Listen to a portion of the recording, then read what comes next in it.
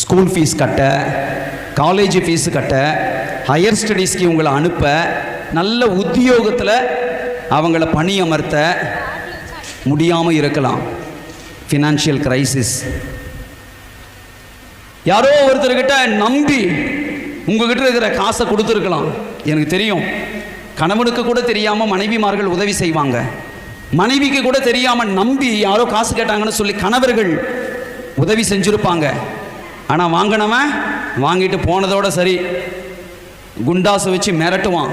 கடனையாடா திருப்பி கேட்குற? அப்படிப்பட்ட சூழ்நிலையில் கூட நீங்கள் இருக்கலாம். ஃபினான்ஷியல் கிரைசிஸ், பொருளாதார சிக்கல். பணத்தை எங்கேயாவது தொலைச்சிருக்கலாம், காணாமல் போயிருக்கலாம். பொருளாதார சிக்கல். அன்பு பிள்ளைகளை, ஒன்றை மனதில் வைத்துக் கொள்ளுங்கள். உங்கள் வாழ்க்கையில் இருக்கிற பொருளாதார சிக்கலை நீக்குவதற்கு இந்த ஆண்டவருக்கு ஒரு நொடியை விட அந்த நொடியில் இருக்கிற சின்ன நொடி போதுமானது. கரம் தட்டி ஆண்டவரை மகிமைப்படுத்துங்க.